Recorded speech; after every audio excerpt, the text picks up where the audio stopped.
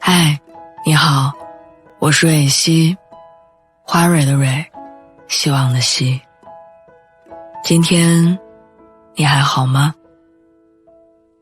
不管你在哪儿，也无论你今天经历了什么，我的声音都会一直陪着你。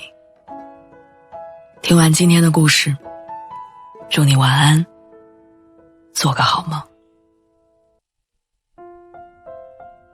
常穿的那件外套褪色了，爱吃的零食变味儿了，追过的小说完结了，喜欢的歌曲下架了，暗恋的对象他结婚了，曾经的好友淡忘了。我们总在不断的失去，然后又在不断的回忆，直到某天才猛然发现，原来属于我们的时代正在逐渐远去。早上起床，我发现今年的春天好像格外暖和，楼下晨练的大爷大妈都脱掉了厚重的羽绒服，换上了轻便的薄外套。小区门口的柳树也开始悄悄发芽，一阵风吹过，还能闻到青草的芳香。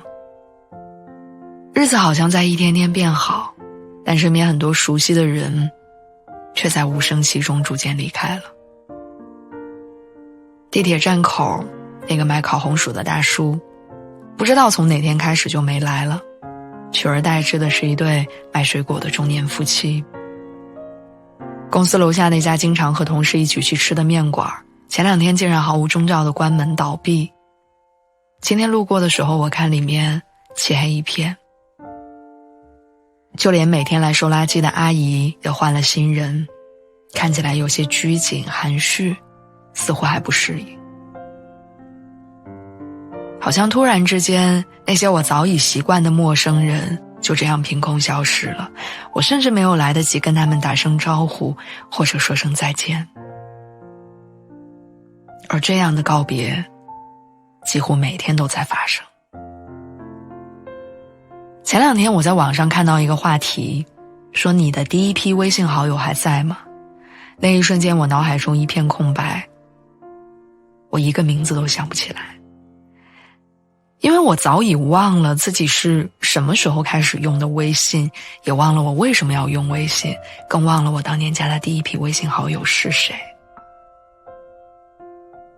然后那天晚上我反复思考这个问题，于是我打开微信，一个一个检查，试图找到线索。看完之后发现，现在微信列表中的人，要么是家人亲戚，要么是工作相关的同事朋友，要么只有网名的陌生人。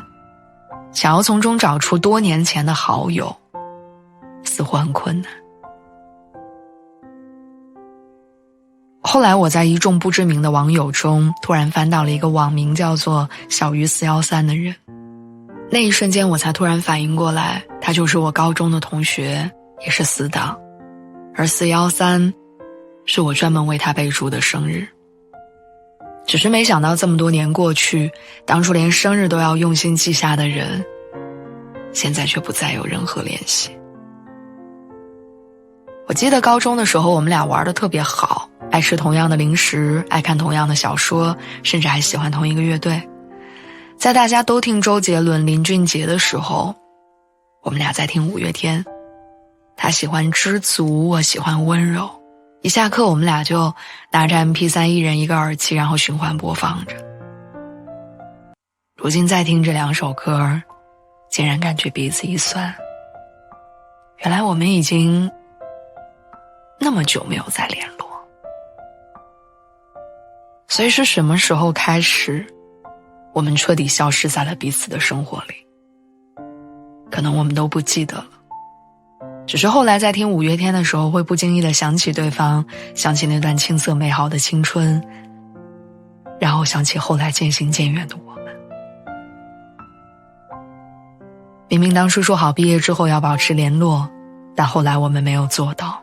明明约定过要一起去看五月天的演唱会，但后来身边换了其他人。明明还保留着彼此的联系方式，可谁都没有再主动说过一句话。转眼间10年过去了，我们都长成了小时候羡慕的那种大人，却发现大人的朋友似乎越来越少。小时候我一直不懂得离开的真正含义，以为说了一声再见之后就一定会再见。后来才发现，其实有些人我们已经见完了最后一面。我想没有意外的话，我们这辈子应该都不会再见了。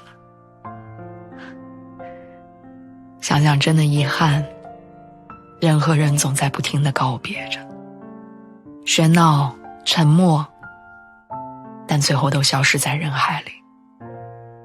如果说注定离散是我们的结局，那我希望你没有后悔认识我，也希望下一次你再听到5月天的时候，也能